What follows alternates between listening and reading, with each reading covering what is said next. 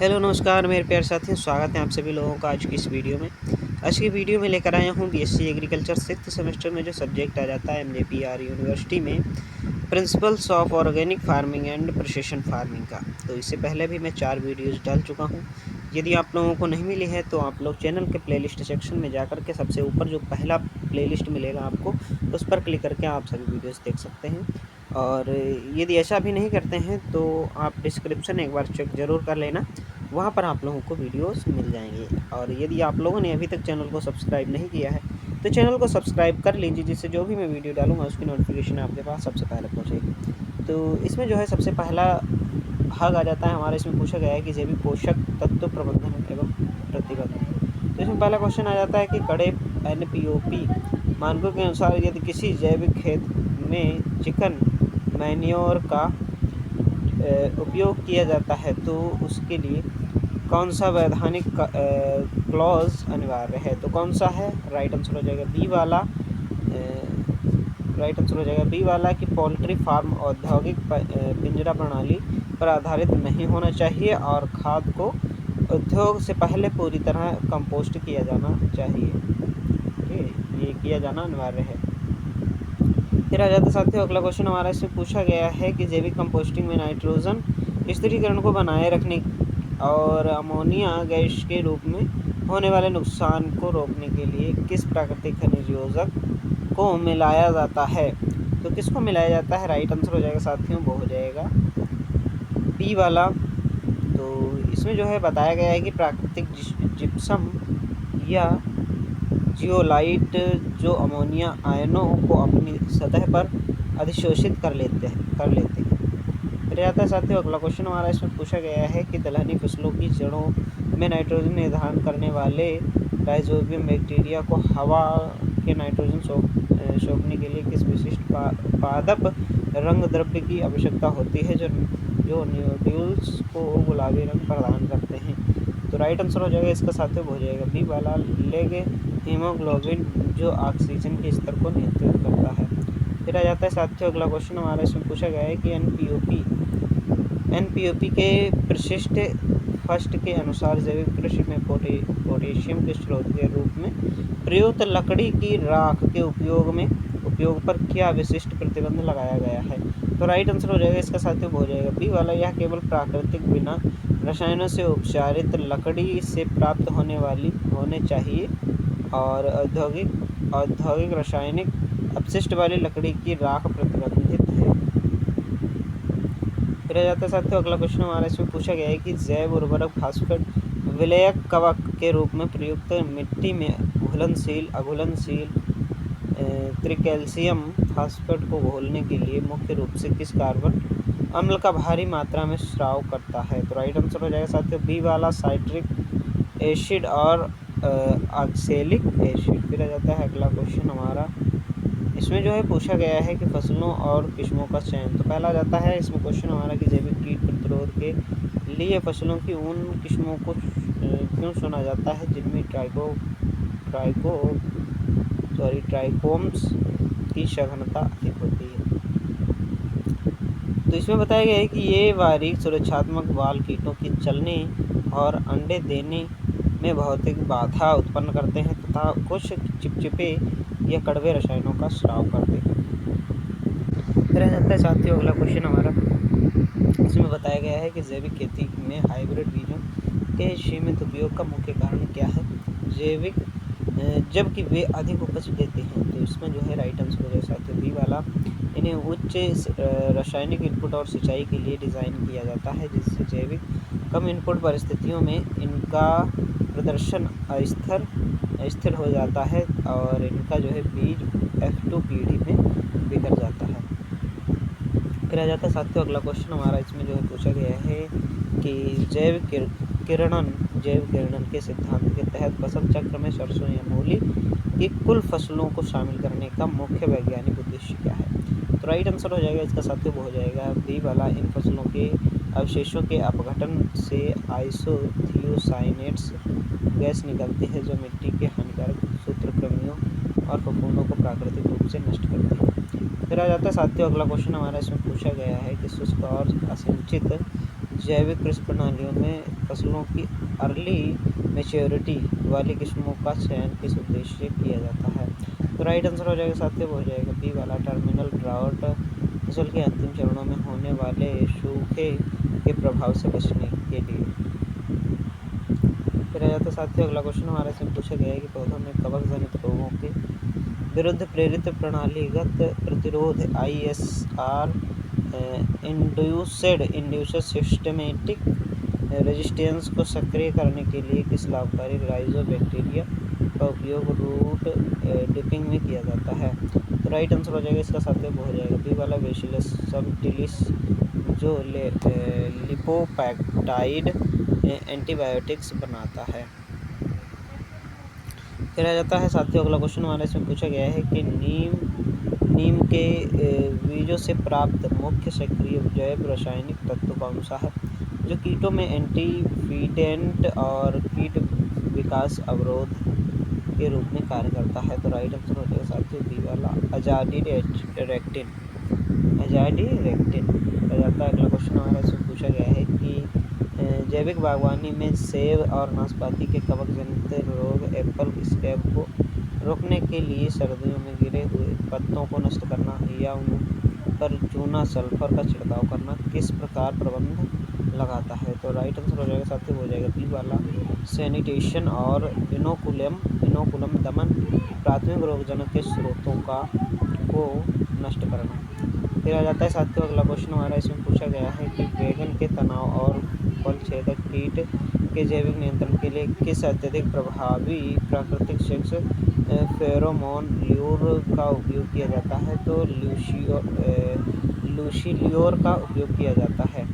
फिर आ जाता है साथियों अगला क्वेश्चन हमारे इसमें पूछा गया है कि जैविक धान के खेतों में खरपतवारों के यांत्रिक नियंत्रण के लिए प्रयुक्त फोनोवीडर की कार्यप्रणाली क्या है और यह मिट्टी में क्या अतिरिक्त लाभ देता है?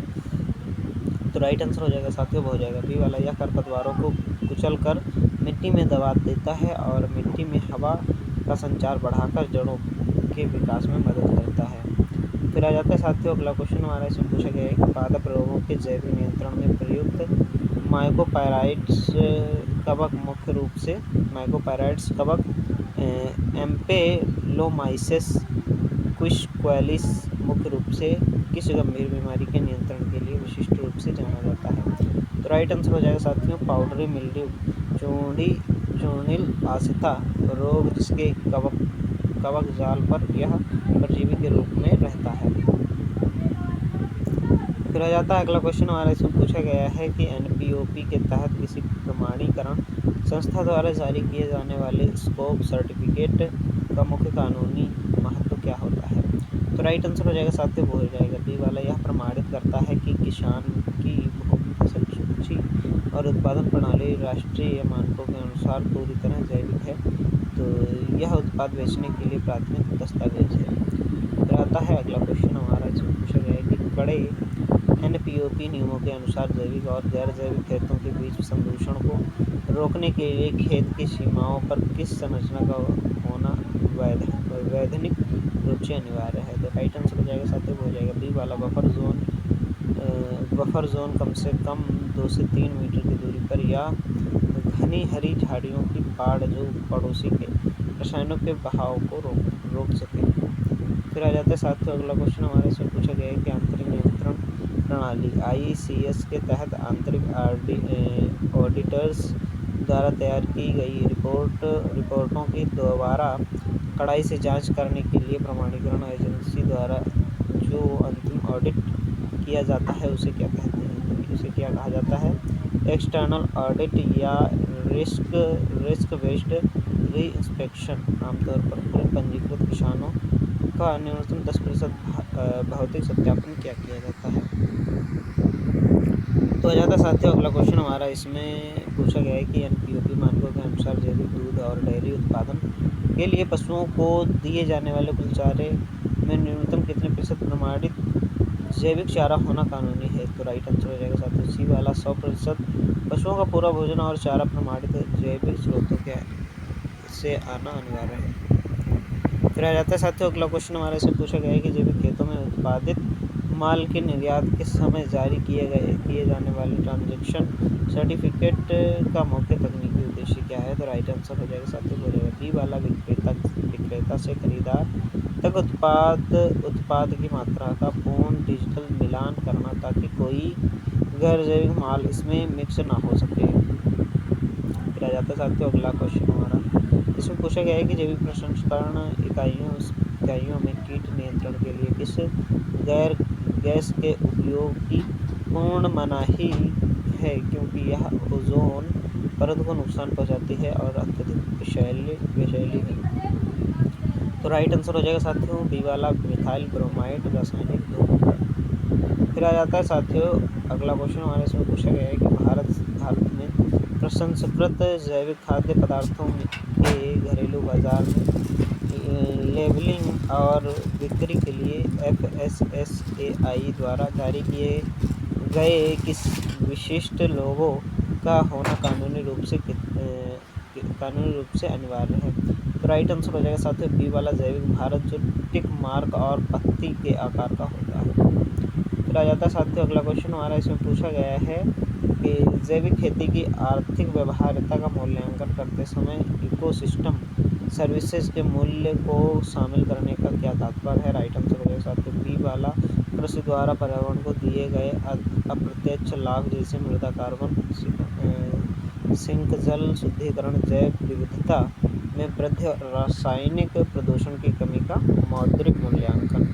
फिर आ जाता है साथियों अगला क्वेश्चन हमारा, इसमें पूछा गया है कि भारत और यूरोप संघ बीच जैविक उत्पादों के व्यापार में थर्ड कंट्री लिस्ट के दर्जे का क्या महत्व है? तो राइट आंसर हो जाएगा इसका साथियों बी वाला, यूरोपीय संघ द्वारा भारत की NPOP प्रमाणीकरण प्रणाली को पूर्ण समकक्ष मान्यता देना, जिससे भारतीय उत्पादन बिना यूरोपीय जांच के सीधे वहां बिक सके। फिर आ जाता है अगला क्वेश्चन हमारा, इसमें पूछा गया है कि जैविक बासमती चावल के निर्यात में फाइटोसैनिटरी मानकों के उल्लंघन का सबसे बड़ा कारण चावल में किस रासायनिक तत्व के अवशेष का पाया जाना होता है, जो अनाजों अनजाने में संदूषण से आता है? तो ये हो जाता है साथियों ट्राइसा एक्लाजोल या ब्रोफेजिन जैसे कड़े रासायनिक कवकनाशी कीटनाशकों के अंश। फिर आ जाता है अगला क्वेश्चन हमारा, इसमें पूछा गया है कि precision farming GNSS global navigation satellite system प्रणाली में प्रयुक्त होने वाले DGPS डिफरेंशियल GPS का मुख्य तकनीकी कार्य क्या होता है? तो इसका जो है मुख्य तकनीकी कार्य क्या होता है? राइट आंसर हो जाएगा साथियों एक निश्चित भू संदर्भित बेस स्टेशन का उपयोग करके सामान्य GPS सिग्नलों में वायुमंडलीय विकृतियों के कारण होने वाली त्रुटियों को सुधारना, सटीकता को मीटर से घटाकर सेंटीमीटर स्तर पर लाना। फिर आ जाता है साथियों अगला क्वेश्चन हमारा, इसमें पूछा गया है कि वनस्पतिक सूचकांक EVI इनहेंस वेजिटेशन इंडेक्स का विकास NDVI किस तकनीक कमी को दूर करने के लिए किया गया था, जो घने जंगल या सघन फसलों में देखी जाती है? राइट आंसर हो जाएगा साथियों बी वाला, घने कैनोपी वाले क्षेत्रों में उच्च क्लोरोफिल के कारण होने वाले संतृप्त प्रभाव को दूर करने और वायुमंडलीय विकृतियों को सुधारे जाने के लिए। फिर आ जाता है साथियों अगला क्वेश्चन हमारे इसमें पूछा गया है कि एग्रीकल्चर में सॉइल इलेक्ट्रिकल कंडक्टिविटी की मैपिंग करते समय गैल्वेनिक कॉन्टैक्ट सेंसर मिट्टी के सतहों में कैसे कार्य करते हैं? तो राइट आंसर हो जाएगा साथियों मेरे बी वाला, ये सीधे मिट्टी में घुसने वाले कोल्टर पहिए के माध्यम से विद्युत धारा प्रवाहित करके वोल्टेज ड्रॉप को मापते हैं। फिर आ जाता है साथियों अगला क्वेश्चन हमारा, इसमें पूछा गया है कि प्रिसीजन फार्मिंग में उपयोग किए जाने वाले VRA seeders variable rate seed drill का मुख्य कार्य प्रिस्क्रिप्शन मैप आधार पर क्या बदलना होता है? राइट आंसर हो जाएगा साथियों हो जाएगा बी वाला, खेत की मिट्टी की उर्वरता और नमी के भिन्न जोन के अनुसार प्रति हेक्टेयर बोए जाने वाले बीजों की संख्या को वास्तविक समय में स्वचालित रूप से बदलना। फिर आ जाता है अगला क्वेश्चन हमारा। इसमें पूछा गया है कि भारतीय संदर्भ में प्रिसीजन कृषि प्रौद्योगिकियों को छोटे किसानों के अनुकूल बनाने के लिए किस व्यावसायिक मॉडल को सबसे व्यवहारिक समाधान माना जाता है? तो CHC custom hiring centres, custom hiring केंद्र और FPO आधारित साझा डिजिटल सेवा मॉडल, पे पर यूज मॉडल।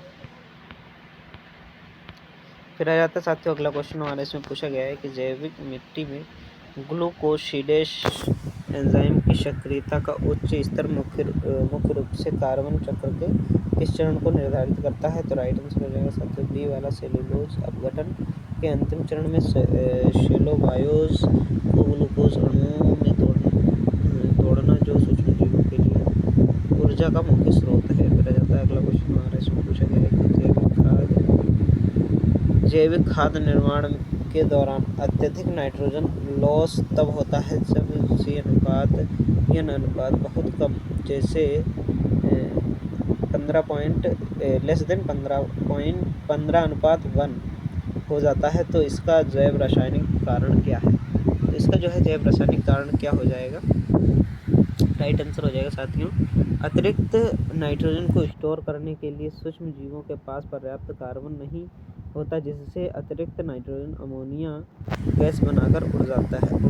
फिर आ जाता है अगला क्वेश्चन हमारा इसमें पूछा गया है कि सस्पेंशन जैविक खादों में कणों के नीचे बैठने की दर को कम करने के लिए स्टोक्स का नियम equal protection to r square RHO P RHOF G 9 ETA के अनुसार किस भौतिक कारक को बढ़ाना सबसे प्रभावी होता है? तो राइट आंसर हो जाएगा साथियों तरल माध्यम की श्यानता या गाढ़ापन को बढ़ाना और कणों के आकार को अत्यंत सूक्ष्म स्तर पर लाना। फिर आता है साथियों अगला क्वेश्चन हमारे इसमें पूछा गया है कि जैविक वानस्पतिक कीटनाशकों के पत्तों पर अधिशोषण और स्थायित्व को बढ़ाने के लिए किस प्राकृतिक पॉलीमर को स्टिकर के रूप में मिलाया जाता है? तो राइट आंसर हो जाएगा साथियों ग्वार गम, जैंथन गम या स्टार्च डेरिवेटिव्स। फिर आता है साथियों अगला क्वेश्चन हमारे इसमें पूछा गया है कि मिट्टी के कोलाइडल विज्ञान में डिफ्लोकुलेशन की स्थिति जैविक मिट्टी की संरचना को कैसे नुकसान पहुंचाती है और यह किस आयन की अधिकता से होती है? तो राइट आंसर हो जाएगा साथियों इसका सोडियम आयनों की अधिकता मिट्टी के क्ले कण बिखर जाते हैं, जिससे मिट्टी की ताक झांक बंद हो जाती है और पानी का निकास रुक जाता है। फिर आ जाता है साथियों अगला क्वेश्चन हमारे इसमें पूछा गया है कि प्रिसीजन कृषि में उपग्रह चित्रों के स्पेक्ट्रल रेजोल्यूशन से क्या तात्पर्य है? तो इससे क्या तात्पर्य है? विद्युत चुम्बकीय स्पेक्ट्रम के भीतर विशिष्ट तरंगदैर्ध्य बैंडों की संख्या और उनकी संकीर्णता को रिकॉर्ड करने की कैमरे की क्षमता। फिर आ जाता है साथियों अगला क्वेश्चन हमारे इसमें पूछा गया है कि स्थानिक सांख्यिकी के शेवी ग्राफ में रेंज वह बिंदु है जहां ग्राफ स्थिर हो जाता है, इसका व्यवहारिक अर्थ क्या है? तो राइट आंसर रहेगा साथियों वह अधिकतम दूरी जिस तक खेत में मिट्टी के नमूनों के बीच स्थानिक संबंध पाया जाता है। इस दूरी से अधिक दूर के नमूने आपस में स्वतंत्र होते हैं। फिर आ जाता है साथियों अगला क्वेश्चन हमारे इसमें पूछा गया है कि प्रिसीजन फार्मिंग में प्रयुक्त LIDAR light detection and ragging तकनीक फसलों की कैनोपी संरचना को मापने के लिए किस भौतिक सिद्धांत का उपयोग करती है? तो राइट आंसर हो जाएगा साथियों लेजर पल्स को उत्सर्जित करना और उनके परिवर्तित होकर वापस आने में लगे समय को मापकर अत्यधिक सटीक 3D पॉइंट क्लाउड मॉडल बनाना। फिर आ जाता है साथियों अगला क्वेश्चन हमारा इसमें पूछा गया है कि variable rate variable rate liquid sprayer में प्रयुक्त गायरोस्कोपिक सेंसर और बूम स्टेबलाइजेशन प्रणाली का प्राथमिक कार्य क्या होता है? तो राइट आंसर हो जाएगा साथियों, उबड़ खाबड़ खेतों में ट्रैक्टर के हिलने डुलने पर भी स्प्रे बूम की ऊंचाई और कणों को जमीन के समानांतर बनाए रखना ताकि छिड़काव एक समान हो। फिर आ जाता है अगला क्वेश्चन हमारा, इसमें पूछा गया कि प्रिसीजन कृषि में बड़े डेटा सेट के प्रबंधन के लिए प्रयुक्त ब्लॉकचेन तकनीक का कृषि आपूर्ति श्रृंखला में सबसे बड़ा तकनीकी लाभ क्या है? तो सबसे बड़ा इसमें तकनीकी लाभ क्या होता है कि खेत के इनपुट से लेकर अंतिम उपभोक्ता तक प्रत्येक लेनदेन और प्रमाणीकरण का एक विकेंद्रित, अपरिवर्तनीय और पारदर्शी रिकॉर्ड प्रदान करना। फिर आ जाता है अगला क्वेश्चन हमारा, इसमें पूछा गया है कि अंतर्राष्ट्रीय ऑर्गेनिक आंदोलन के स्वास्थ्य के सिद्धांत के अंतर्गत स्वास्थ्य को किस रूप में परिभाषित किया जाता है? तो राइट आंसर हो जाएगा साथियों, मिट्टी, पौधे, पशु, मानव और ग्रह की अखंडता और निरंतरता का एक संपूर्ण अविभाज्य रूप। फिर आ जाता है अगला क्वेश्चन हमारे, इसमें पूछा गया है कि भारत के शुष्क पारिस्थितिकी तंत्र जैसे राजस्थान के कुछ हिस्से में जैविक औषधि और सुगंधित पौधों की खेती का क्या विशेष आर्थिक दायरा है? तो राइट आंसर हो जाएगा साथियों, बी वाला। सीमित पानी और उच्च तापमान के कारण इन पौधों में सक्रिय संगठन की सांद्रता अधिक होती है, जिससे वैश्विक बाजार में उच्च प्रीमियम मिलता है।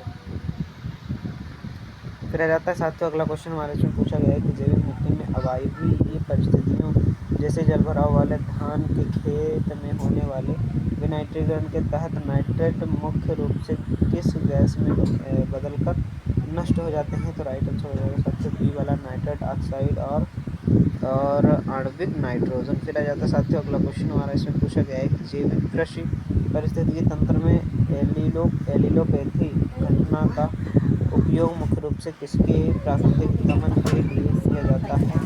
तो राइट आंसर हो जाएगा साथियों, कुछ विशिष्ट फसलों जैसे राई, सोरगम द्वारा छोड़े गए रासायनिक स्रावों द्वारा हानिकारक खरपतवारों के अंकुरण को रोकने के लिए। फिर आ जाता है साथियों अगला क्वेश्चन हमारा, इसमें पूछा गया है कि मृदा जीव विज्ञान में ब्लूमलिन नामक अत्यधिक स्थिर ग्लाइकोप्रोटीन का स्राव मुख्य रूप से किस जीन द्वारा किया जाता है, जो मिट्टी के कणों के एकत्रीकरण के लिए जिम्मेदार है? तो राइट आंसर हो जाएगा साथियों, हो जाएगा अर्बुस्कुलर माइकोराइजल कवक। फिर आ जाता है अगला क्वेश्चन हमारा, इससे पूछा गया है कि mission organic chain development for north eastern region का मुख्य फोकस उत्तर पूर्वी राज्यों में किस विशिष्ट संरचना के निर्माण पर है? राइट आंसर हो जाएगा साथियों, हो जाएगा किसानों के समूहों को मिलाकर जैविक किसान उत्पादन संगठन बनाना और संपूर्ण मूल्य श्रृंखला का विकास करना। फिर आ जाता है साथियों अगला क्वेश्चन हमारे, इसमें पूछा गया है कि भारत सरकार के भागीदारी गारंटी प्रणाली पोर्टल के तहत PHD का मुख्य कार्य क्या होता है? तो राइट आंसर हो जाएगा साथियों, बी वाला, स्थानीय किसान समूहों का पंजीकरण करना और उनके डेटा को ऑनलाइन पोर्टल पर सत्यापित करना और PGS लोगों के उपयोग की निगरानी करना। फिर आता है साथियों अगला क्वेश्चन हमारा, इसमें पूछा गया है कि स्वयंसेवी संस्थाओं और नवदान्य जैसे संगठनों द्वारा भारत में बड़े पैमाने पर स्थापित सामुदायिक बीज बैंक का मूल्य उद्देश्य क्या है? तो राइट आंसर हो जाएगा साथियों, जैव विविधता के संरक्षण के लिए स्थानीय लुप्तप्राय और रोग प्रतिरोधी देशी बीजों का संरक्षण और किसानों के बीच मुक्त आदान प्रदान करना। फिर आ जाता है साथियों अगला क्वेश्चन हमारा, इसमें पूछा गया है कि कृषि लागत और मूल्य आयोग के विपरीत जैविक उत्पादों के लिए फेयर ट्रेड संगठन किस न्यूनतम आर्थिक सिद्धांत के वकालत करते हैं?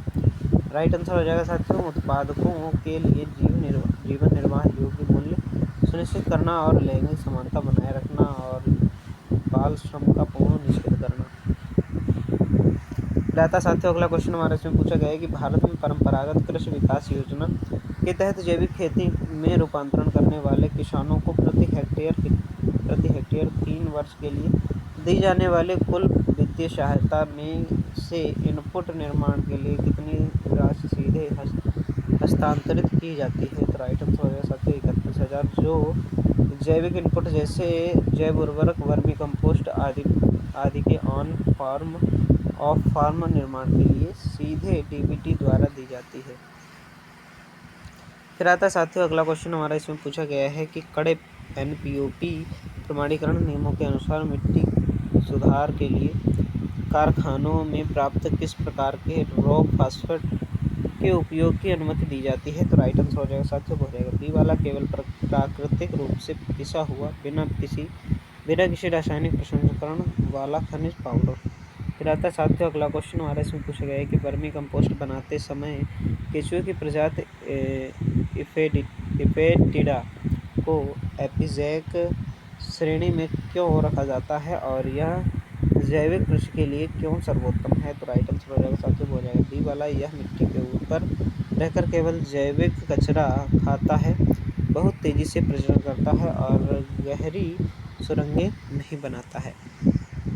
फिर आता साथियों अगला क्वेश्चन हमारा इसमें पूछा गया है कि जैव उर्वरक अजोला धान के खेतों में दोहरा लाभ क्या है जो इसे एक उत्कृष्ट जैविक इनपुट बनाता है। तो राइट आंसर हो जाएगा साथियों वो हो जाएगा बी वाला, यह एनाबीना के साथ सहजीवन कर नाइट्रोजन स्थिर करता है और खेत की सतह को ढककर खरपतवारों के विकास को रोकता है। फिर आता है अगला क्वेश्चन हमारा इसमें पूछा गया है कि एनपीओपी के प्रतिबंधात्मक क्लॉज के अनुसार जैविक खेतों में नाइट्रोजन की कमी को पूरा करने के लिए चिली सॉल्ट पीटर के उपयोग पर क्या विनियामक स्थित है। तो राइट आंसर हो जाएगा साथियों वो हो जाएगा बी वाला, यह पूरी तरह से प्रतिबंधित है क्योंकि इसका अत्यधिक घुलनशील स्वभाव जैविक मृदा प्रणालियों के संतुलन को बिगाड़ता है।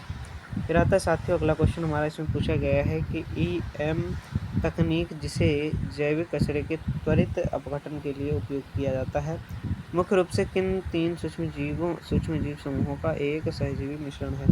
तो राइट आंसर हो जाएगा साथियों हो जाएगा बी वाला, लैक्टिक एसिड बैक्टीरिया, प्रकाश संश्लेषण बैक्टीरिया और खमीर। फिर आ जाता है साथियों अगला क्वेश्चन हमारा इसमें पूछा गया है कि जैविक प्रणालियों के लिए अनाज की उन प्राचीन किस्मों जैसे भारत के पारंपरिक चावल, नावारा या काला नमक को आनुवंशिक रूप से मजबूत क्यों माना जाता है। तो राइट आंसर हो जाएगा इसका साथियों वो हो जाएगा बी वाला, इनमें व्यापक आनुवंशिक आधार होता है जिससे ये बदलते मौसम, शुष्क परिस्थितियों और स्थानीय कीटों के प्रति प्राकृतिक सहनशीलता रखती है। फिर आ जाता है साथियों अगला क्वेश्चन हमारा इसमें पूछा गया है कि जैविक कृषि में आनुवंशिक रूप से संशोधित बीजों के उपयोग पर एनपीओपी और वैश्विक प्रमाणीकरण मानकों का क्या कड़ा कानून है। राइट आंसर हो जाएगा साथियों वो हो जाएगा बी वाला, इनके उपयोग पर पूर्ण और सख्त कानूनी प्रतिबंध है। जीएम बीजों का अनजाने में संदूषण भी प्रमाणीकरण को तुरंत रद्द कर देता है। फिर आ जाता है साथियों अगला क्वेश्चन हमारे इसमें पूछा गया है कि फसल चक्र में ट्रैप क्रॉप जाल फसलें जैसे कपास के चारों ओर गेंदा लगाने का मुख्य वैज्ञानिक सिद्धांत क्या है। राइट आंसर हो जाएगा साथियों बी वाला, गेंदा मुख्य हानिकारक कीट जैसे अमेरिकन वॉलवर्म को अपनी ओर अधिक आकर्षित करता है जिससे मुख्य फसल कीट के हमले से सुरक्षित बच जाती है। फिर आ जाता है साथियों अगला क्वेश्चन हमारा इसमें पूछा गया है कि जैविक सब्जी उत्पादन में ग्राफ्टिंग तकनीक का उपयोग मुख्य रूप से किस समस्या के जैविक समाधान के लिए किया जाता है। तो राइट आंसर हो जाएगा साथियों हो जाएगा बी वाला, मृदा जनित रोगों जैसे बैक्टीरियल विल्ट और सूत्रकृमियों के प्रति प्रतिरोधी जंगली मूलवृंत का उपयोग करके बिना रसायनों के फसल की रक्षा करना। फिर आ जाता है साथियों अगला क्वेश्चन हमारा इसमें पूछा गया है कि पौधों के एंडोफाइट्स से क्या तात्पर्य है जो जैविक फसल संरक्षण में एक नया वैज्ञानिक आयाम है। तो राइट आंसर हो जाएगा साथियों वो हो जाएगा बी वाला, पौधों के ऊतकों के भीतर बिना कोई बीमारी फैलाए रहने वाले लाभकारी सूक्ष्मजीवों पौधों को कीटों और सूखे के प्रति आंतरिक सुरक्षा प्रदान करते हैं। फिर आ जाता है साथियों अगला क्वेश्चन हमारा इसमें पूछा गया है कि जैव कीटनाशक बेसिलस फंगजीनेसिस का प्राकृतिक सस्पेंशन छिड़काव करने पर कीट के लार्वा की मृत्यु किस जैव रासायनिक के कारण से हो जाती है? तो इसका जो है राइट आंसर हो जाएगा कि बैक्टीरिया द्वारा उत्पादित एंडोटॉक्सिन कीट की छारी आंत में घुलकर कोशिकाओं में छिद्र कर देते हैं, जिससे कीट का पाचन तंत्र ठप हो जाता है। फिर आ जाता है साथियों अगला क्वेश्चन हमारे इसमें पूछा गया है कि मृदा क्षौरीकरण तकनीक द्वारा खरपतवार के बीजों और मृदा जनित रोगजनकों को नष्ट करने के लिए किस प्रकार की प्लास्टिक साइट का उपयोग किया जाता है और यह किस मौसम में की जाती है? तो राइट आंसर हो जाएगा साथियों हो जाएगा बी वाला पारदर्शी थिन पॉलीथीन शीट भीषण गर्मियों के महीनों मई जून में जो ग्रीन हाउस प्रभाव द्वारा मिट्टी का तापमान 50 से 60 सेल्सियस तक बढ़ा देती है।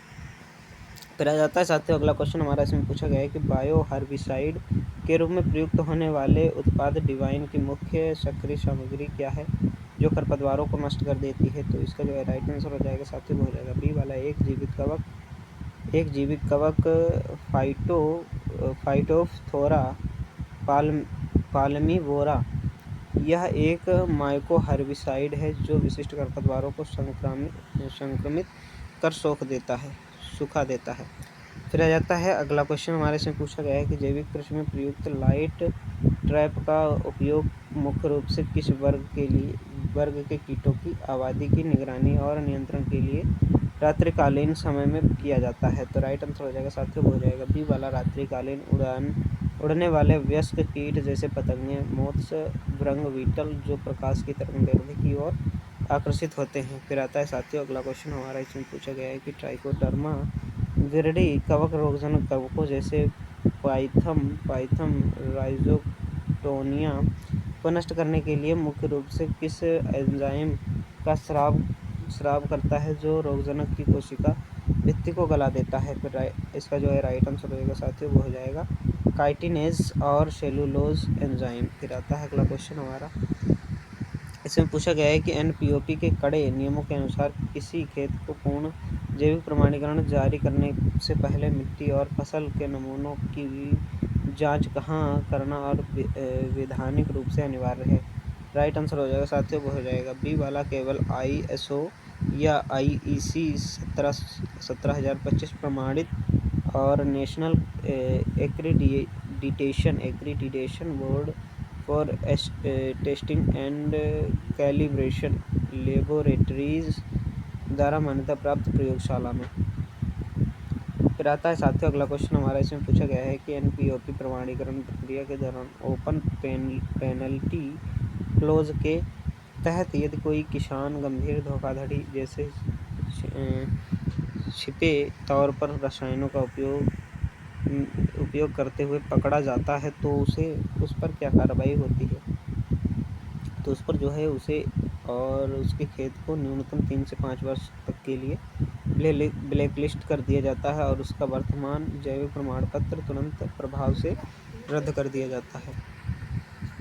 फिर आ जाता है साथियों अगला क्वेश्चन हमारा इसमें पूछा गया है कि participatory guarantee system TGS India मुख्य रूप से किस प्रकार के बाजारों और आर्थिक स्तर पे किसानों के लिए सबसे अनुकूल और कम खर्चीला प्रमाणीकरण मॉडल है? तो राइट आंसर हो जाएगा साथियों कि घरेलू और स्थानीय बाज़ारों के लिए जहां छोटे किसान आपस में पीयर रिव्यू द्वारा एक दूसरे की प्रामाणिकता की गारंटी देते हैं। फिर आता है साथियों अगला क्वेश्चन हमारा इसमें जो है पूछा गया है कि NPOP के अनुसार जैविक प्रसंस्कृत खाद्य पदार्थों के कुल घटकों में पानी और नमक को छोड़कर न्यूनतम कितने प्रतिशत भाग प्रमाणित जैविक होना अनिवार्य है ताकि उसे जैविक के रूप में लेबल किया जा सकता है? तो राइट आंसर हो जाएगा साथियों वो हो जाएगा 95%।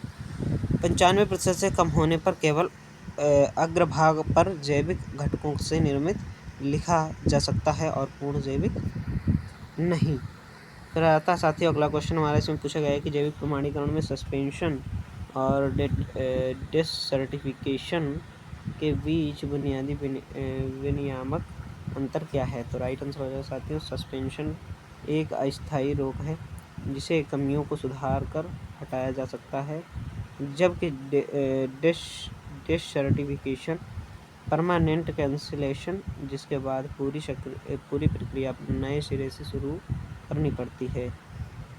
फिर आता है साथियों अगला क्वेश्चन हमारा, इसमें पूछा गया है कि जैविक जूस और जैम के प्रसंस्करण में परिरक्षक के रूप में रसायनों के स्थान पर किस भौतिक प्राकृतिक विधि के उपयोग की अनुमति एनपीओपी मानकों के तहत दी गई है।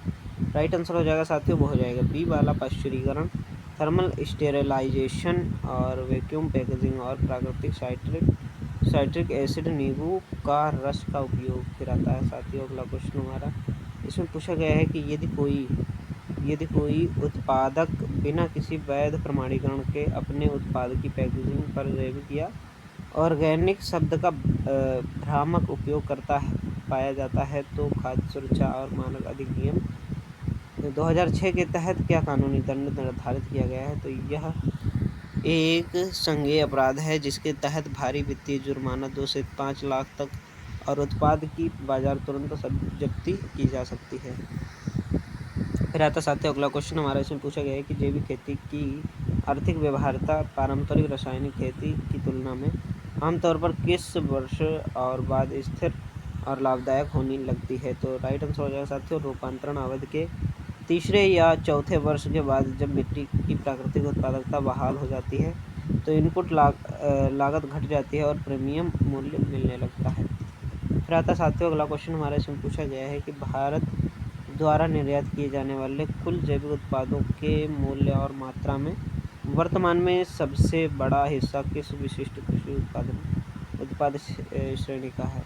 राइट आंसर हो जाएगा साथियों, तिलहन, विशेष रूप से जैविक सोयाबीन, अनाज और बासमती चावल और औषधि पौधे या चाय। फिर आ जाता है साथियों अगला क्वेश्चन हमारा, इसमें पूछा गया है कि अंतर्राष्ट्रीय बाजारों जैसे यूरोपीय संघ या यूएसए में भारतीय जैविक उत्पादों के खारिज होने का सबसे आम गैर टैरिफ बाधा कारण क्या पाया जाता है। तो राइट आंसर हो जाएगा साथियों, हो जाएगा बी वाला, अनजाने में हुए संदूषण या सीमा पर हवा से आए रसायनों के कारण अनुमत सीमा से अधिक कीटनाशक अवशेष का पता चलना। फिर आता साथियों अगला क्वेश्चन हमारा, इसमें पूछा गया है कि प्रिसीजन एग्रीकल्चर में वीआरए वेरिएबल रेट एप्लीकेशन तकनीक के तहत मैप वेस्ड और सेंसर वेस्ड प्रणाली में मुख्य अंतर क्या है। राइट आंसर हो जाएगा साथियों, वो हो जाएगा बी वाला, मैप वेस्ड प्रणाली ऐतिहासिक ग्रिड नमूनों और प्रीलोडेड जीआईएस मानचित्रों पर काम करती है, जबकि सेंसर वेस्ड प्रणाली वास्तविक समय में ऑन बोर्ड सेंसरों द्वारा फसल की स्थिति मापकर तुरंत इनपुट देती है। फिर आता साथियों अगला क्वेश्चन हमारा, इसमें पूछा गया है कि रिमोट सेंसिंग में एनडीवीआई नॉर्मलाइज्ड डिफरेंस वेजिटेशन इंडेक्स की गणना करने के लिए किस गणितीय समीकरण का उपयोग किया जाता है जो पत्तियों के क्लोरोफिल द्वारा प्रकाश के अवशोषण पर आधारित है। तो इसका जो है राइट आंसर हो जाएगा साथियों, वो हो जाएगा बी वाला, NDVI equal fraction NIR minus red into NIR plus red, जहाँ NIR नियर इंफ्रारेड परावर्तन, रेड जो है लाल प्रकाश परावर्तन है। फिर आता साथियों अगला क्वेश्चन हमारे से पूछा गया है, प्रिसीजन फार्मिंग में ट्रैक्टरों के स्वचालित संचालन के लिए प्रयुक्त ऑटो स्टीयरिंग में RTK रियल टाइम काइनेमेटिक सुधार तकनीक की शुद्धता की सीमा कितनी होती है। तो राइट आंसर हो जाएगा साथियों, अत्यंत सटीक सेंटीमीटर स्तर तक, आमतौर पर 1 से 2 सेंटीमीटर के भीतर, जो ओवरलैपिंग को पूरी तरह रोकती है। फिर आता है साथियों अगला क्वेश्चन हमारे से पूछा गया है कि कंबाइन हार्वेस्टर में लगे यील्ड मॉनिटर वास्तविक समय में अनाज की उपज मापने के लिए किस मुख्य सेंसर मैकेनिज्म का उपयोग करते हैं। तो राइट आंसर हो जाएगा साथियों, बी वाला, impact sensor mass flow sensor, जो अनाज के दानों द्वारा एक प्लेट पर मारे जाने वाले बल को मापता है, और मॉइस्चर सेंसर। फिर आता है साथियों अगला क्वेश्चन हमारा, इसमें पूछा गया है कि भारतीय कृषि जोतों के अत्यधिक विखंडन के कारण प्रिसीजन फार्मिंग उपकरणों जैसे heavy sensor combined satellite trekking और के अंगीकरण में आने वाली सबसे बड़ी तकनीकी व आर्थिक चुनौती क्या है? तो राइट आंसर हो जाएगा साथियों बी वाला, छोटे और बिखरे हुए खेतों के कारण प्रति हेक्टेयर पूंजी निवेश लागत अत्यधिक ऊंची हो जाती है, जिससे बड़े यंत्र आर्थिक रूप से अव्यवहार्य हो जाते हैं। तो आप सभी लोगों को वीडियो कैसा लगा है कमेंट बॉक्स में ज़रूर बताइए और अपने दोस्तों के पास शेयर ज़रूर करिए और वीडियो को लाइक करना कतई मत भूलिए। तो अभी तक आप लोगों ने यदि चैनल को सब्सक्राइब नहीं किया है तो चैनल को सब्सक्राइब कर लीजिए, जैसे जो भी मैं वीडियो डालूंगा उसकी नोटिफिकेशन आपके पास सबसे पहले पहुंचेगी। तो मिलते हैं किसी नेक्स्ट वीडियो में, तब तक के लिए जय हिंद, जय भारत, राम राम।